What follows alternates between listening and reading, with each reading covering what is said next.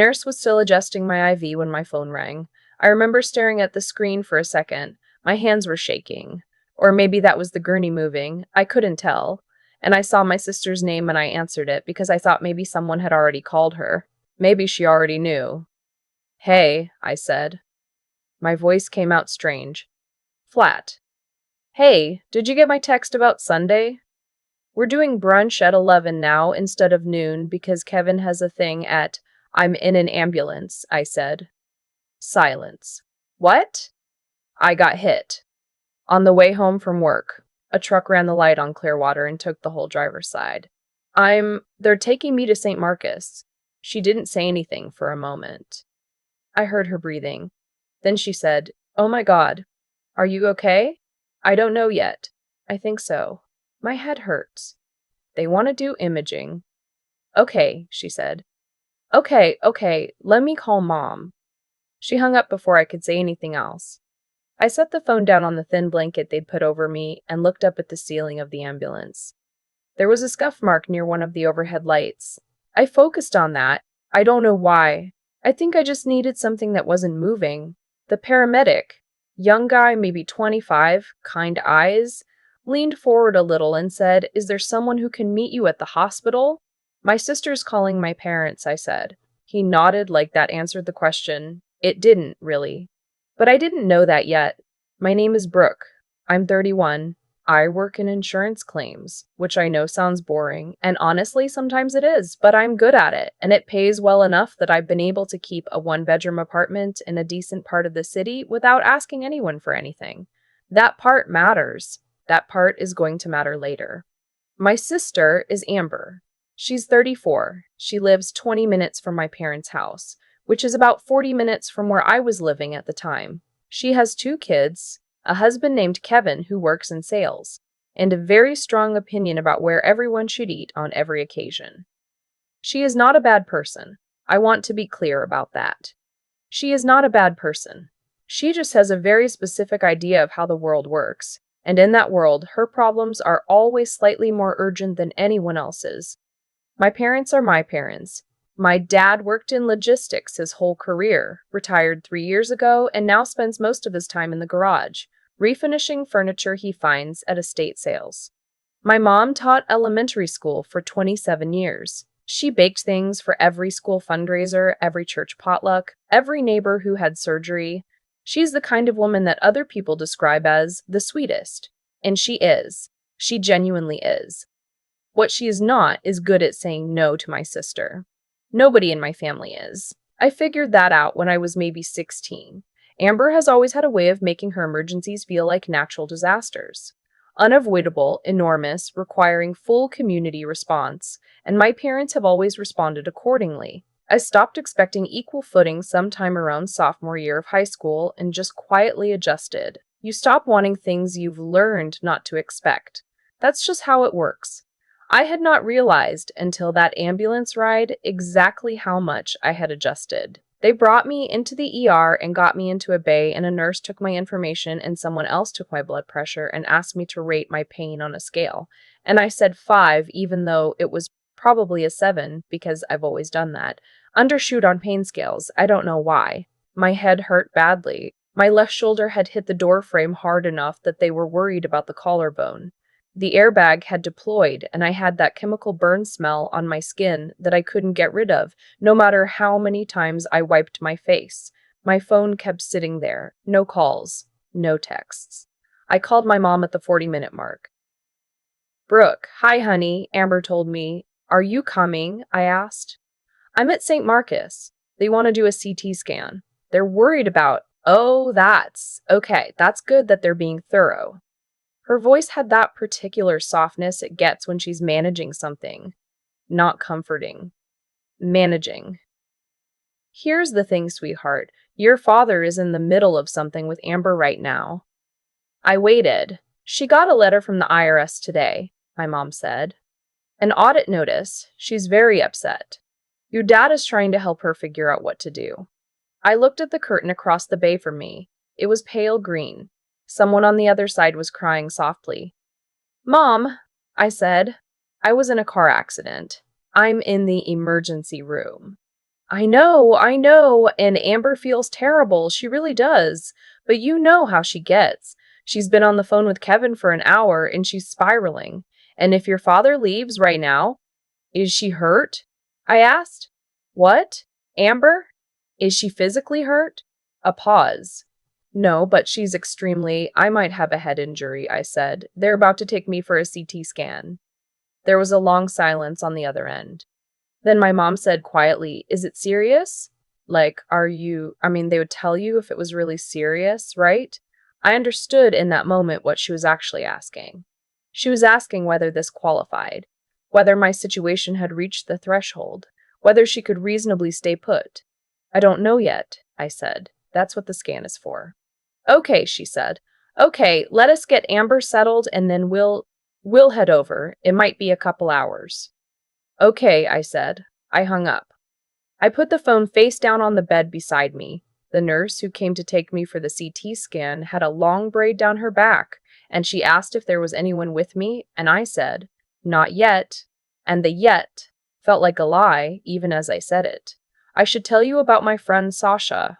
We met at my first job out of college, a mid-sized firm where neither of us lasted more than 2 years.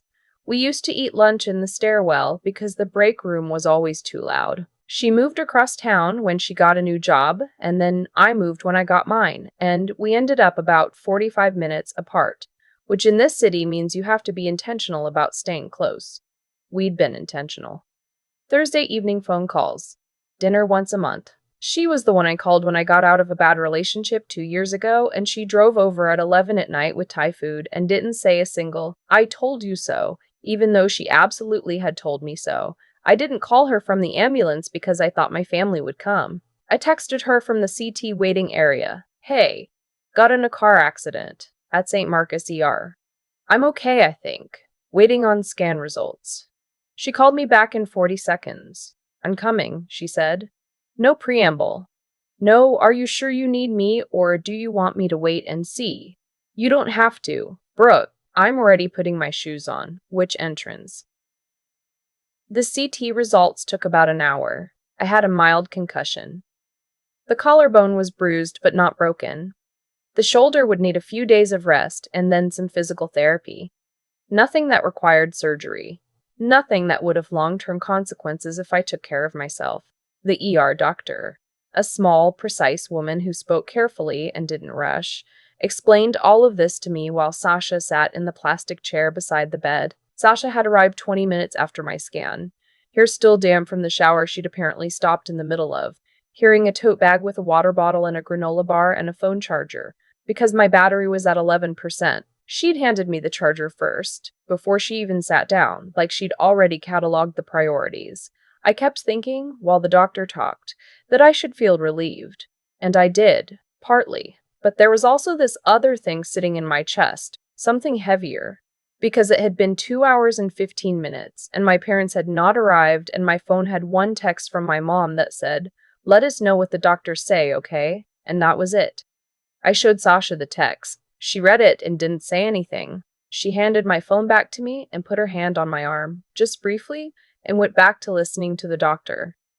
That is the thing about Sasha. She doesn't perform reactions. She just stays. My dad walked into the bay at the 3-hour mark. Just my dad. No, my mom. He's a big man, broad-shouldered, always looks slightly uncomfortable in hospitals the way a lot of men of his generation do, like they're not sure what to do with their hands. He came around the curtain and stopped when he saw Sasha sitting there. There was a half second, just a flash, where I thought I saw relief on his face. Like he'd walked in prepared for something worse and found something more manageable. And then he looked at Sasha and something shifted. "Who is this?" he said. Not rude exactly, but also not how you talk to someone in a hospital room when your daughter is in the bed. "This is Sasha," I said. "My friend. She came when I called her." My dad looked at her for a moment longer than was comfortable. Then he turned to me. "How are you feeling?"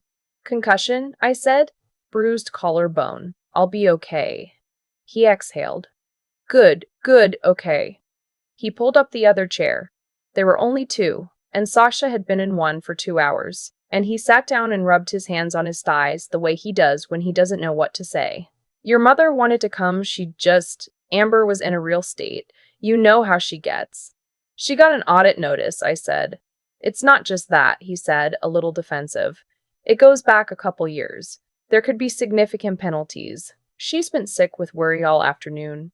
I nodded slowly. There was quiet for a moment, and I thought, okay, we're here now. It's awkward, and it took 3 hours, and my friend had to leave her apartment on a Tuesday evening to do what my parents didn't. But we're here now, and maybe I wanted to talk to you about something, my dad said.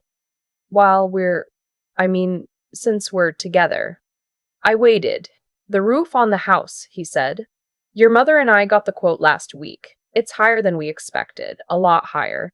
And I know your finances are in better shape you've always been good with money, Brooke. You know we've always said that. And we're not asking you to cover all of it. We just thought maybe if you could do a third. Sasha made a very small sound. Not quite a sound. More of a breath. How much? I asked. The total is 11,000, he said. So a third would be almost $4,000, I said. It's a loan, he said quickly. We pay you back. We just cash flow right now, and with whatever Amber ends up owing the IRS. Dad, I said. He stopped. I have a concussion, I said. I have been in this hospital for 3 hours. I called Mom from the ambulance.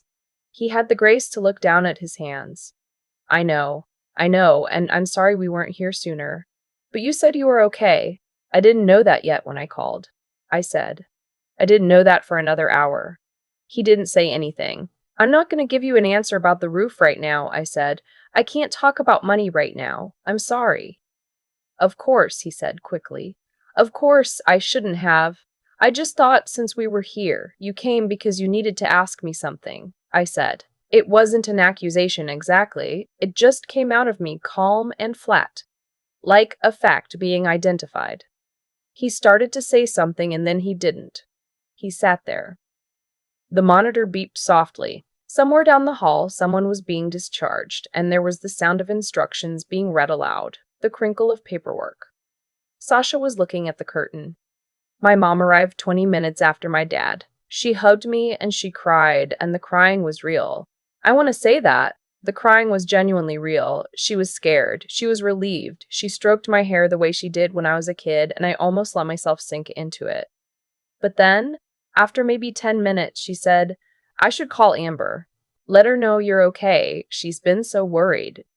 I looked at her. She's been worried about me? I said. Of course, honey. She loves you. I thought about the 40 minutes I'd waited in that ER bay with no text, no call. I thought about, let us know what the doctors say. I thought about an audit notice being the reason my parents stayed home while I went into a CT scanner alone. Tell her I said hi, I said. My mom stepped out to make the call. My dad had not brought up the roof again.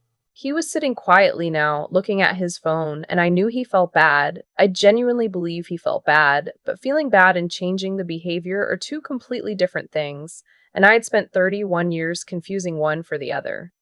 They discharged me around 9. Mild concussion protocol, no driving, limited screen time, rest. Someone should check on me overnight. My mom offered to take me home. I said Sasha was taking me. You don't want to stay with us? She asked. It might be better if someone needs to check on you. Sasha offered, I said. She's already set up the couch. My mom looked at Sasha with this expression I've seen before. It's not unfriendly. It's just a kind of blank-faced recalibration. Like she's trying to figure out where this person fits in a map she thought she already knew. That's very kind of you, she said to Sasha.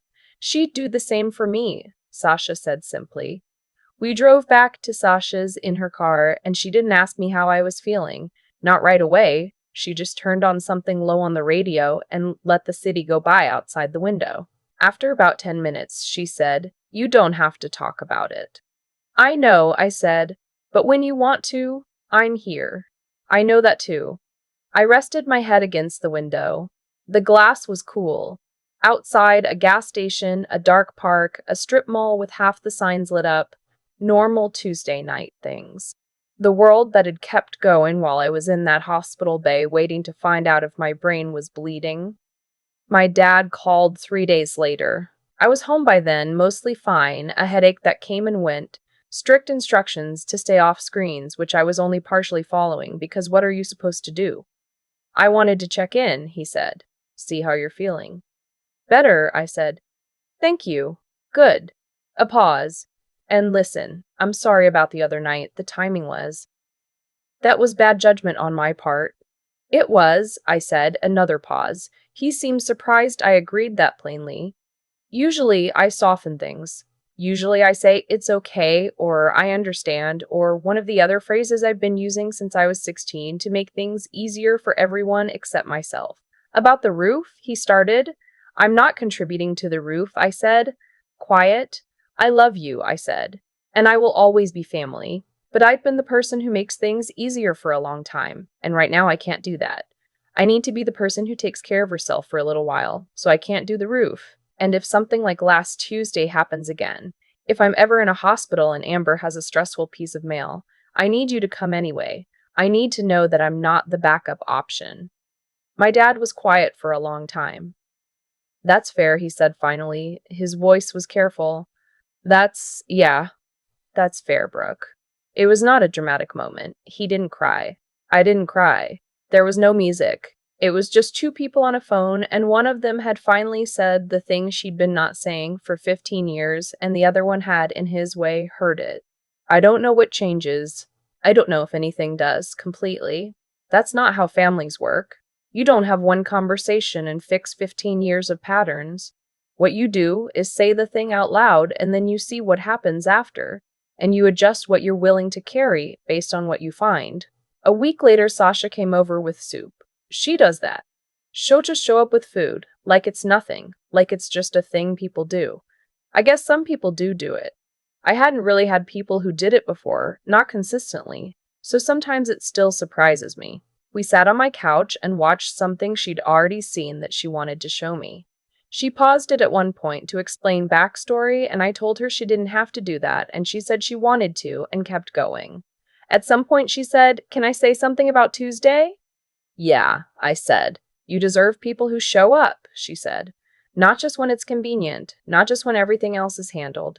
Just show up all the time because you matter." I looked at my soup. "I know that's obvious," she said. "I know you know that. I wanted to say it out loud." "Thank you," I said. And I meant it in multiple directions. For the soup. For that night. For saying the thing out loud. For being the kind of person who shows up. There are people in your life who love you when it's easy. When you are fine. When you are not asking for anything. When your need is small enough to fold neatly into their schedule. And then there are people who hear, "I'm in an ambulance," and put their shoes on before you finish the sentence. I spent a long time being grateful for the first kind, because I thought that was what I was supposed to get. I called it love, because they called it love, and we had all agreed, quietly, without ever saying so, that this was what family was. That showing up was optional. That my emergencies could wait behind someone else's inconveniences. I don't believe that anymore. I believe in the people who show up before you ask them twice. I believe in the ones who bring the phone charger and don't say a word about what it means that they had to bring it. My collarbone healed completely. My head stopped hurting after about 10 days. My dad and I talk on the phone the same as we always did, every couple of weeks, and he asks how I'm doing, and I tell him, honestly, which I think is new. My mom sends recipes sometimes. Amber sent a card, a nice card actually, nicer than I expected, and I thanked her for it. And Sasha and I still have Thursday calls. Still do dinner once a month. Some things didn't change, but some things I stopped pretending were something they weren't. And that part, it turns out, is worth everything the car accident cost me. Which was, for the record, $4,600 in repairs and a $200 ER copay. The roof got done without me. I used to think the hardest part of growing up was figuring out who you are. I don't think that anymore. I think the hardest part is figuring out what you've been accepting, quietly, for years, without ever calling it by its real name. I didn't walk out of St. Marcus with some grand revelation. I walked out with a bruised collarbone, a mild concussion, discharge paperwork, and Sasha's phone charger still plugged into the outlet by my bed that we almost forgot to unplug. That's how real moments actually go. No music, no clean ending, just a parking garage elevator and someone holding the door for you. But something had shifted, and I knew it, and I think the shift had been coming for a long time before that Tuesday night. Here's what I've come to understand. The way people treat you during a crisis is not an accident. It's information. It's the clearest, least filtered information they'll ever give you, because when things are urgent, there's no time to perform. You see what someone actually prioritizes when the situation doesn't allow for anything except a real answer. My mother's real answer, when I called from the ambulance, was a question about severity. Not because she didn't love me, but because she had spent so long organizing her responses around my sister's needs that the instinct had become automatic. She needed to know if I qualified. That's not cruelty. That's a pattern so old it had stopped feeling like a choice. And I had let it. That's the part I had to sit with. Not blame, not anger, just honesty. I had been making myself easier to overlook for 15 years. I smoothed things over. I said it's okay when it wasn't. I paid the bills that were put in front of me without asking why they were mine to pay. I told myself that was love and maturity and keeping the peace.